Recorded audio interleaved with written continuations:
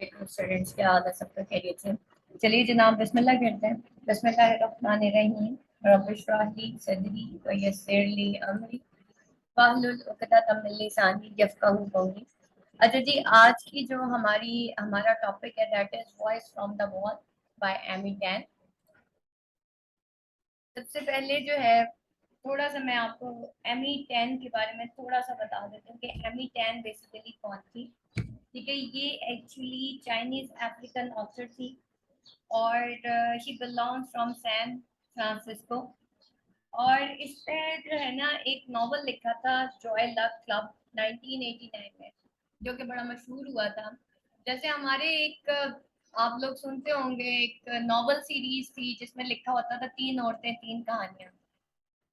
तो इस Joy luck club के अंदर जो 1989 में लिखा गया और फिर ये स्टेज के ऊपर परफॉर्म भी हुआ था सैन फ्रांसिस्को क्लब में, ये परफॉर्म भी हुआ था। ठीक है, तो ये चार खवातीन, चार mother, four daughters and four mothers पे डिपेंड करता था और लिखा गया था। चार डिफरेंट स्टोरीज थी, उनमें से एक जो स्टोरी थी वो है the voice from the wall.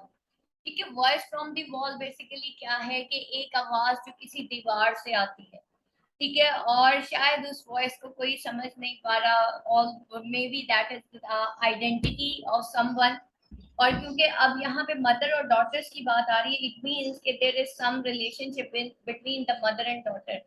And the voice from wall is basically, अगर हम टाइटल को देखें तो एक शायद एक ऐसी आवाज जो शायद किसी वॉल से किसी ने सुनी ना हो, या कोई एक रिप्रेस्ड वॉइस है जो कि किसी ने सुनी ना हो। और यहाँ पे एक मेल डोमिनेटिंग सोसाइटी के अंदर एक औरत कैसे हैरेस होती है, वो कैसे एक्सप्लॉइट होती है, ये सारी चीजें हम इसके अंदर डिस्कस करेंगे। अच्छा जी, एमी टेन के बारे में मैं थोड़ा डिस्कस करना चाहूंगी। Basically second of three children born to Chinese immigrants John and Daisy Tan. ठीक है, खुद ये इमिग्रेंट थी, इसलिए मोस्टली जो है इसने माइग्रेशन के बाद जो एक प्रॉब्लम क्रिएट होती है फॉर माइनॉरिटीज, इसने उसको बेसिकली फोकस किया कि वो किस तरीके से एक्चुअली जो है एक ऐसी सोसाइटी के अंदर जो है वो आगे जाते हैं, या एक ऐसी सोसाइटी के अंदर उनके वो कैसे एग्जिस्ट करें। ठीक है, वो अपनी जिंदगी को कैसे गुजारें, तो ये सब चीजें हम इसमें देखते हैं। इसकी मोस्टली नॉवेल्स जो है वो ऑटोबियोग्राफिकल है। तो ये एमी टेन का राइटिंग स्टाइल है और मोस्टली जो इसके नॉवेल्स है वो चाइनीज अमेरिकन कल्चर बेस्ड है, इंटीग्रेटेड विद लाइफ स्टोरीज हैं। और वो रीडर को एक अपॉर्चुनिटी देती है कि वो नॉलेज गेन करे about the way of life, her family, friends, even her self है। ठीक है, उस लाइफ से रिलेटेड जो कि एक्चुअली जो है एक ऐसा नॉलेज देना चाहती है, एक वे ऑफ लाइफ बताना चाहती है। Because obviously she belongs to that minority जो कि चाइनीज थे और अमेरिका में जाके वो माइग्रेट कर गए थे, रिजाइड कर गए थे। तो वो बताती है कि भाई आपने बीइंग अ माइनॉरिटी किस तरीके से, अगर आप माइग्रेट कर जाते हैं तो आपको किस तरीके से अपनी जिंदगी को गुजारना है। तो वो नॉलेज एक्चुअली इंसान को बताती है, देती है कि उसको किस तरीके से गुजारना है। फिर Tan's main purpose of writing is to educate people about growing up as minority. ठीक है, बेसिकली वो यही बताती है कि एज अ माइनॉरिटी आपने कैसे ग्रो करना है। उसने मोस्टली अपने एक्सपीरियंसेस, अपने रिलेटिव्स के एक्सपीरियंसेस और फेलो चाइनीज के एक्सपीरियंसेस के बारे में लिखा अपने नॉवेल्स के थ्रू। और ये उसकी अमेरिकन लिविंग इन अमेरिका थी। ठीक है, बेसिकली उसने अपने जितने रिलेटिव्स के बारे में लिखा, वो अमेरिका में किस तरीके से रहते थे, उन सब की। तो इसी वजह से इसके मोस्टली जो नॉवेल्स हैं बेटा वो ऑटोबियोग्राफिकल एलिमेंट्स हैं, चाइनीज लाइफ के ऊपर है, वीमेन इनसिक्योरिटीज है, मदर डॉटर रिलेशनशिप हम पढ़ेंगे। एक कॉन्सेप्ट होता है, क्योंकि मोस्टली जब आप माइग्रेट कर जाते हो तो आप बेसिकली फॉर एग्जांपल अगर एक पाकिस्तानी भी माइग्रेट करता है तो खुद वो पाकिस्तानी होता है, लेकिन जो बाकी उनकी जो औलाद होती है बेसिकली वो क्योंकि वहां पे पैदा होती है तो वो वहां का कल्चर अडॉप्ट कर जाती है, वहां की लैंग्वेज अडॉप्ट कर जाती है। तो यहाँ से भी किसी हद तक जो है एक पेरेंट्स और चिल्ड्रन के दरमियान एक क्लैश आना शुरू हो जाता है। तो दैट इज बेसिकली हम यहाँ पे देखेंगे। उसके अलावा जो है टेंस की स्टोरीज और नॉवेल्स के अंदर उसने ज्यादातर she had seen herself and but she had not her own experiences and her mother's. उसने क्योंकि ऑटोबियोग्राफिकल उसने स्टोरीज लिखी तो इसमें मोस्टली जो है उसने वो स्टोरीज लिखी जो उसने शायद खुद देखी थी और शायद वो स्टोरी जो उसके अपने एक्सपीरियंसेस थे। तो मोस्टली इसके नॉवेल्स और स्टोरीज जो है और उसके अंदर हमें ऑटोबियोग्राफिकल एलिमेंट्स नजर आते हैं, एलिसिडिटी ऑफ विजन नजर आता है और मेन थीम जो है वो क्या है, difficulty of preserving one heritage and culture. कि एक इंसान किस तरीके से उसको वो, जब आप माइनॉरिटी होते हो या आप माइग्रेट कर जाते हो, इमिग्रेंट होते हो आप, तो हमारे लिए कितना मुश्किल हो जाता है कि हम अपनी हेरिटेज को प्रिजर्व करें और कल्चर को प्रिजर्व करें। तो ये बेटा इसकी सारी जो मेन जो मैं आपको बताना चाह रही थी राइटर के बारे में, that is all the thing. अब हम समरी की तरफ चलते हैं कि समरी बेसिकली क्या है और किस बारे में है ये जो हम स्टोरी पढ़ने जा रहे हैं, the voice from the wall from Amy 10। ठीक है, अब इसके अंदर जो स्टोरी टेलर है ना, इसके अंदर जो नरेटर है वो बेसिकली लीना है, एक डॉटर है जो कि अपनी मदर की कहानी सुनाती है हमें। ठीक है, तो अब एमी 10 जो है वो बेसिकली लीना की जबानी हमें बताएगी कि क्या उसकी मदर के साथ हुआ। This story is about a little girl who describes a portion of her childhood by depicting certain events that occur regarding her mother, the next door neighbors, and the way she always anticipates the worst of things due to her mother. The girl is faced with many crazy stories that her mother tells her, which lead to her developing a big imagination.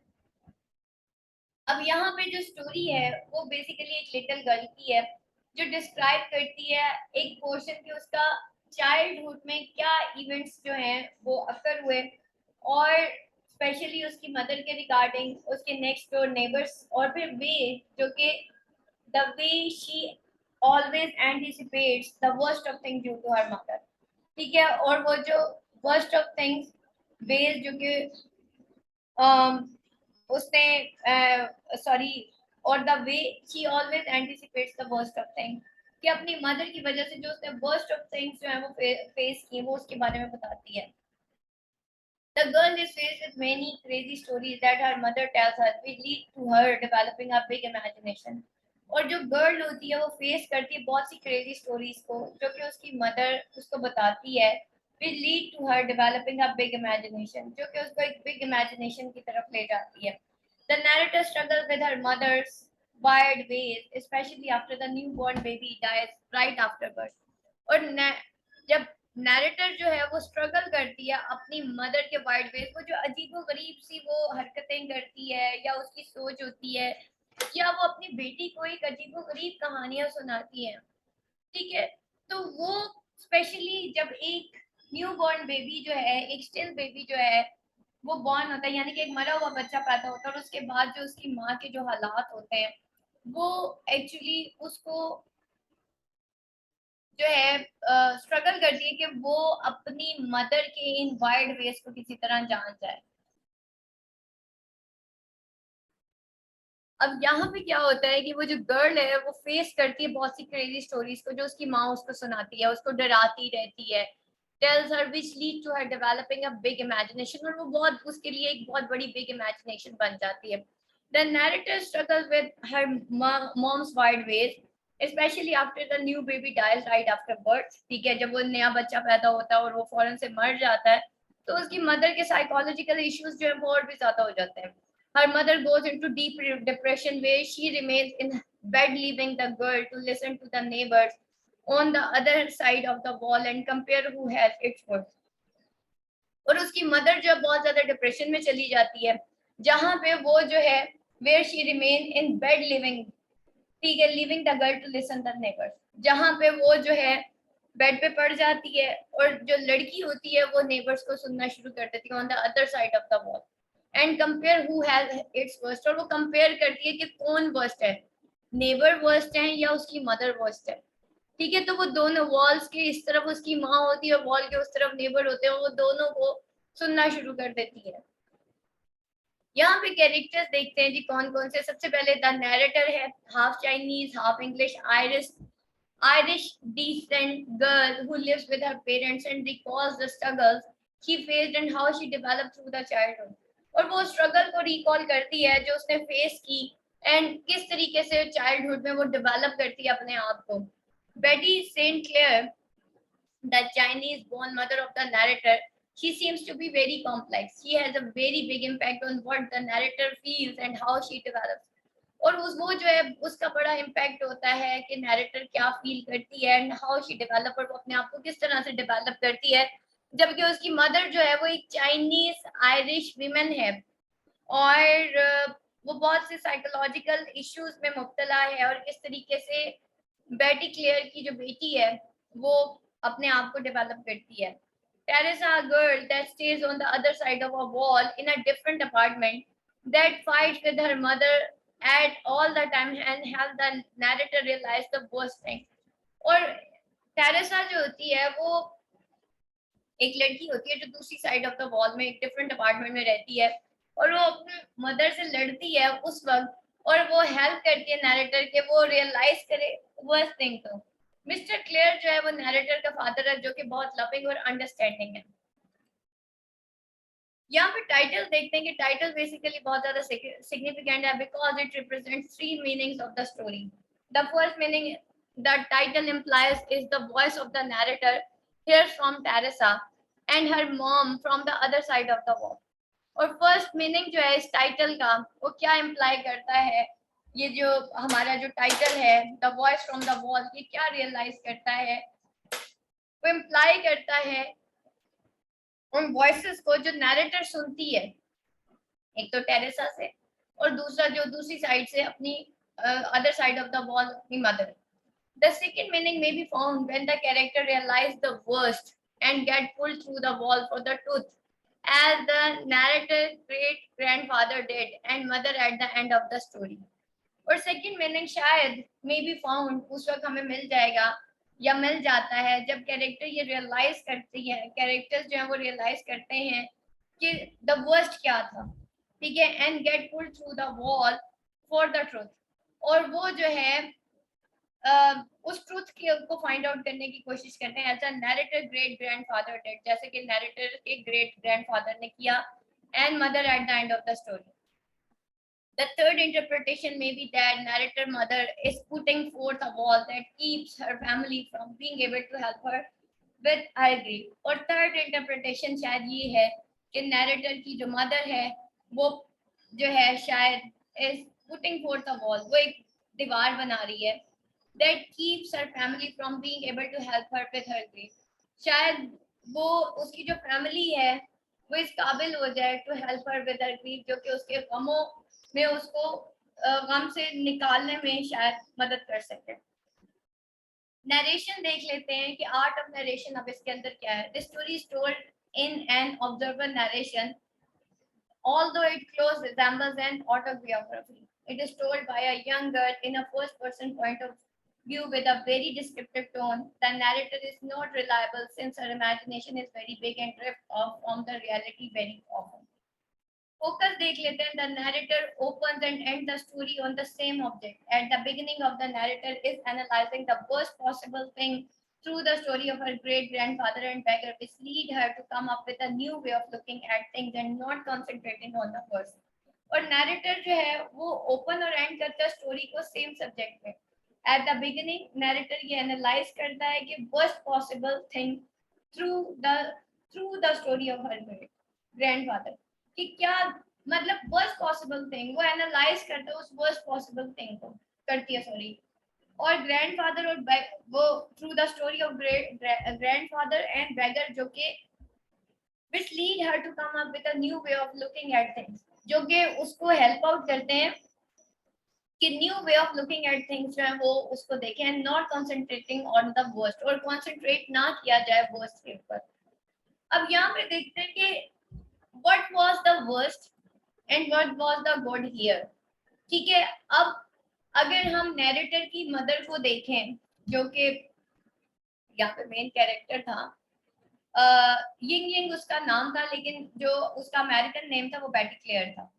ठीक है, बेटी clear जो है वो actually जो है वो बहुत ज्यादा, उसने एक ऐसी जिंदगी गुजारी जिसमें मेल्स ने उसको बहुत ज्यादा अब्यूज किया था, ठीक है, और वो जो है एक बहुत ज्यादा मेंटल ट्रॉमा में चली गई।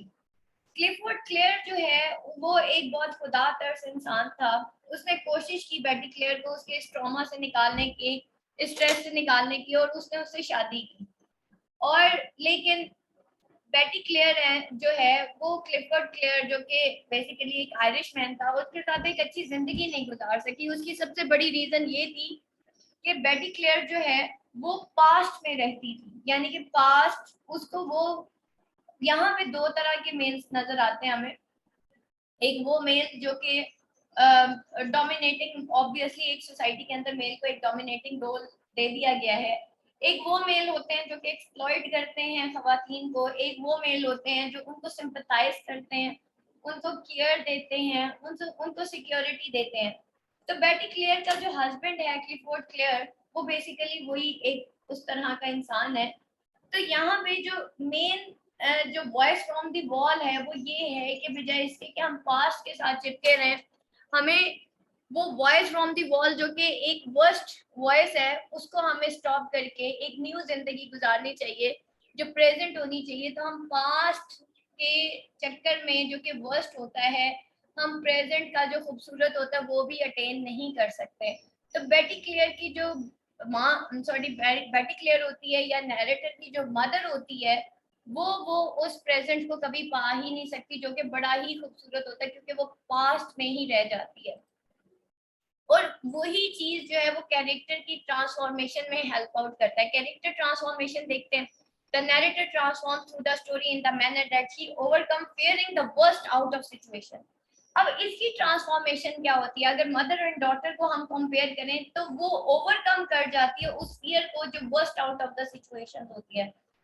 For example, hearing the neighbor's fight, the narrator assumed that Teresa is being killed, but at the end of the story, she learns and accepts the fact that this is just the way she communicates with her mother and expresses her love. लेकिन अब क्या होता है कि जब वो आवाज होती है ना नेबर्स फाइट की, तो नैरेटर ये अज्यूम करती है पहले तो कि शायद टेरेसा जो है उसको मार दिया गया होगा, लेकिन eight the end of story वो ये लर्न करती है, ये एक्सेप्ट करती है इस फैक्ट को कि ये तो वे है कि she communicates with her mother, कि वो अपनी मदर को कैसे कम्युनिकेट करती है और एक्सप्रेस करती है अपनी मोहब्बत अपनी माँ को। The theme of the story is that one should never focus on the worst possible outcomes of the thing. और theme of the story क्या है कि that one should never focus on the worst possible outcomes of the thing, कि हम हमेशा worst के ऊपर focus कर लेते हैं। हमें worst के ऊपर फोकस नहीं करना, worst outcomes of things के ऊपर फोकस नहीं करना, but they should try and take care of the thing they have, बल्कि उनको उन चीजों के ऊपर फोकस करना है, उन चीजों की केयर करनी है जो कि उनके पास है। For example, the narrator mother was so focused on something bad happening that she did not concentrate on taking care of herself while being pregnant, but instead she went around bumping into things which most likely led to the death of the newborn baby. और for example यहाँ पे जो narrator की mother है वो इतना ज्यादा focus थी on something bad happening that she did not concentrate on taking care of herself, कि वो अपनी भी केयर नहीं कर पाती। ठीक है, उसकी मदर जो है इस हद तक, वो जो बैड हैपनिंग कभी उसकी जिंदगी में हो जाती है वो इतनी उसके उन्हीं में खोई रहती है कि जब वो प्रेग्नेंट होती है तो वो अपनी केयर भी नहीं करती, और एक ऐसा बच्चा पैदा होता है जो पैदा होते ही मर जाता है। तो but instead went around the bumping into things which most likely led to the death of the, ऐसी चीजों में वो पड़ी रहती है कि फाइनली उसके बच्चे की डेथ हो जाती है। यहाँ पे सिंबल्स देख लेते हैं कि बेटा सिंबल्स कौन कौन से हैं।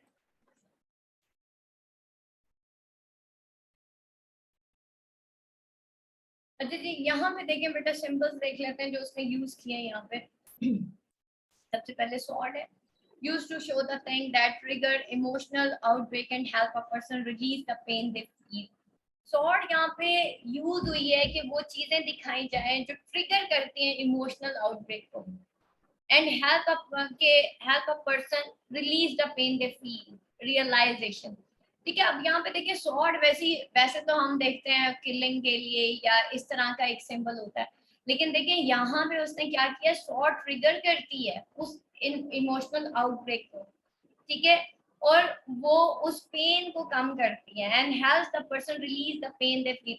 और ये ट्रिगर करने के साथ साथ क्या करती है कि लोगों के इमोशंस जो है ना वो रिलीज हो जाए, पेन वो रिलीज हो जाए और सेल्फ रियलाइजेशन हो जाए, सेल्फ डिस्कवरी हो जाए। देखिए उसका मेन पॉइंट क्या है बेसिकली, अगर आप यहाँ पे एमिटेन का जो एक व्यू पॉइंट है वो क्या है कि भाई आप वो ऐसे वेज बताती है इंसान को कि उसने किस तरीके से जीना है, उसको ज्यादा फोकस वर्स्ट पे नहीं करना, उसको रियलाइज करना है कि उसको अपने पेन्स को कैसे ट्रिगर करना है। तो बेसिकली यहाँ पे सॉर्ड या फिर वॉइस फ्रॉम दी वॉल अगर हम देखें तो ये वो वॉइसेस है जो रिप्रेस्ड है, वो वॉइसेस हैं जो नेगेटिव हैं, वो वॉइसेस हैं जो कि शायद वर्स्ट हैं, लेकिन वो कहती है कि हमें इन वॉइसेस को वर्स्ट नहीं बन के हमें इनको अपनी पेन्स को ट्रिगर करके इन वॉइसेस के साथ जिंदा रहना है, इनको एक्सेप्ट करना है और अपना आज प्रेजेंट जो है वो खूबसूरत बनाना है। वॉल जो है वो रिप्रेजेंट करती है the barrier between communicational and cultural differences. ये एक वॉल जो है ये बैरियर है बिटवीन कम्युनिकेशनल और cultural differences. Number two, wall जो है बेसिकली ये रिप्रेजेंट करता है the wall between the perceptions of the mother and the daughter. ठीक है, जो बेटी होती है वो तो वो अपने आप को सेल्फ डेवलप कर लेती है, लेकिन मदर जो होती है क्योंकि वो पास में रहती है, एक अच्छे इंसान से शादी करने के बाद भी वो वहीं की वहीं रह जाती है। अच्छा जी, यहाँ पे पर्पस ऑफ द स्टोरी देख लेते हैं कि पर्पस ऑफ द स्टोरी क्या था। Purpose of the story was to show the reader the kind of life the narrator lived through and the type of mother she had. She wants the reader to never expect the worst of the things and always keep a reasonable sense, as she later learns to do with the arguments she hears coming from the neighbors. उसकी माँ उन arguments के साथ जीना सीखती ही नहीं है, लेकिन जो नैरेटर होती है वो अपनी माँ की गलतियों से, अपनी माँ की परसेप्शन से, क्योंकि मैं कहती हूँ ना कि बेटा हम लोगों को नहीं बदल सकते, बात ये है कि हम खुद अपना अंदर एक एक्सेप्टेंस लेवल पैदा कर ले और हम एक्सेप्ट कर लें उन वॉइसेस को, जो वॉइसेस फ्रॉम द वॉल है। हो सकता है वो क्रिटिसिज्म हो सकता है वो वॉइस ऑफ हेट्रेड हो सकता है वो वॉइस ऑफ रिप्रेशन हो, ठीक है, हो सकता है वो वॉइसेस हमारे इंतहा की अगेंस्ट में जा रही हो सकता है वो वॉइसेस ऐसी हो, वॉइसेस फ्रॉम द वॉल जो शायद हमें प्रेज भी करती हो। बट बात सारी वही है कि हमने किसी भी तरह के माहौल में जो है अपने आप को किस तरीके से इस काबिल बनाना है कि हम उस माहौल में एग्जिस्ट कर सके। So she wants the reader to never expect the worst of the thing and always keep a reasonable sense, as she later learns to do with the arguments she hears coming from the neighbors. Also, the pain a person goes through at a certain point is going to go away, and that many other people may be much worse off than you. और वो pen एक person go through करता है at certain point, ठीक है, एक इंसान वो जो पेन होती है, एक तो ऑब्वियसली आर्ग्यूमेंट्स होते हैं और उन आर्ग्यूमेंट्स की वजह से एक इंसान को जो तकलीफ होती है is going to go away and that many other people may be much worse off than you. और हो सकता है लोगों के साथ शायद इससे भी ज्यादा बुरा हो चुका हो। अच्छा जी, यहाँ पे हम देखते हैं कि भाई हमारा क्या रिएक्शन होगा as a reader. I think the narrator's mother has gone through a very tough path that has altered her mind and way of thinking that lead her to influence her daughter in a very negative way. She basically makes her daughter paranoid and frightened of the world. She put crazy images in her daughter's mind that haunt and disturb her. ठीक है, अब क्या होता है कि narrator की जो mother है वो एक बहुत टफ पास से गुजरी होती है और वो अपना माइंड ऑल्टर करती है और वे ऑफ थिंकिंग जो कि उसको that lead her to influence her daughter in a negative way। वो अपनी डॉटर को एक नेगेटिव वे में इन्फ्लुएंस करने की कोशिश करती है और बेसिकली उसकी अपनी डॉटर जो होती है वो पैरानाइड होती है और फ्राइटेंड होती है उस वर्ल्ड से। इस वजह से जो वॉइस फ्रॉम दी वॉल है उसको वो बड़ी एक नजर आ रही होती है कि भाई वो जो उस तरफ से जो टेरेसा की आवाजें आ रही हैं शायद वो बड़ी ही कोई वर्स्ट किस्म की आवाजें हैं, लेकिन बाद में जब वो रियलाइज करती है तो वो वर्स्ट आवाजें नहीं होती, वो वर्स्ट वॉइसेस नहीं होती, बल्कि वो तो मदर डॉटर रिलेशनशिप होता है। She put crazy images in her daughter mind, अपनी डॉटर के माइंड में वो जो है क्रेजी थिंग डालती है और जिसकी वजह से ये सब कुछ होता है। ठीक है, चलिए जनाब, ये आपका आज का लेसन जो है कंप्लीट हो गया है। यहाँ तक